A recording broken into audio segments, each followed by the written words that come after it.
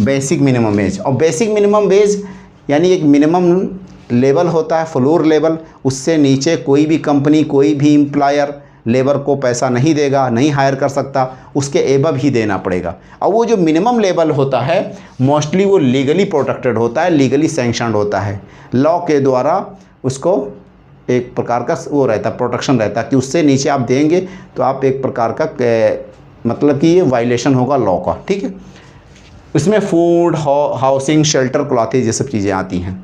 Next point क्या है कि इससे एबव अगर हम जाएंगे, बेसिक से जो है थोड़ा ऊपर लेवल की जो वेज होती है that is called the fair wages. Fair wages mainly क्या है, इंडस्ट्री के ऊपर होता है। It depends over the industry and employer. किस पे? Industry and employer. और एम्प्लॉयर इंडस्ट्री बेसिक वेज से ज़्यादा होता है फेयर वेज, पहली भी बात। दूसरे नंबर में ये इंडस्ट्री या एम्प्लॉयर डिसाइड करता है। तीसरे नंबर में इंडस्ट्री या एम्प्लॉयर मार्केट फोर्सेस के आधार पर डिसाइड करते हैं, यानी skill of the person and labour market, ठीक है, and paying capacity. Labour market का मतलब कि मार्केट में जो लेबर अवेलेबल हैं, डिमांड सप्लाई, लेबर की अगर डिमांड बढ़ेगी या डिमांड घटेगी, सप्लाई घटे या बढ़े, उसके आधार पे उनके वेजेस पे भी प्रभाव पड़ेगा, फ्लक्चुएट होंगे, ठीक है। ज़्यादा वर्कर मार्केट में आ जाएंगे, ऑटोमेटिक लेबर की वेज कम हो जाएगा, ठीक है। तो ये लेबर डिमांड सप्लाई के आधार पे, इंडस्ट्री का जो अपना पेइंग कैपेसिटी है उसके आधार पे ये फेयर वेज डिसाइड होती है। तो पहले नंबर पे मार्केट, दूसरे नंबर में इंडस्ट्री की पेइंग कैपेसिटी या एम्प्लॉयर की पेइंग कैपेसिटी, और तीसरे नंबर में जो लेबर है उसकी सेल्फ स्किल, उसका जो अपना हुनर है, जो एक्सपीरियंस है, उसके आधार पे।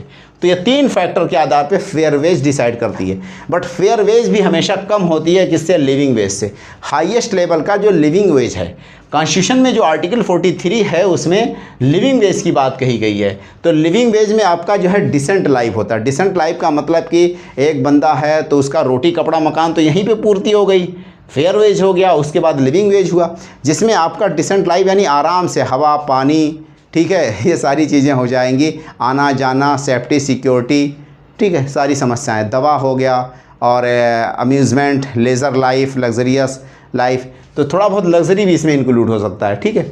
और रेस्ट हो गया, जैसे कि हॉलीडे लीव यानी प्रिविलेज लीव भी मिलेगा इनको, ठीक है। ये जैसे आप जॉब करते करते सर्टेन पीरियड के बाद आपको फैक्ट्री क्या करती है, कुछ दिनों के लिए छुट्टी देती है बट आपकी तनख्वाह नहीं काटती, that is called privilege leave, ठीक है। तो प्रिविलेज लीव यानी कि हॉलीडेज़ विद पेमेंट, ये भी इसमें इंक्लूड रहता है। उसके अलावा पर्क्स बहुत सारे देते हैं, जैसे गाड़ी हो गया, बंगला हो गया।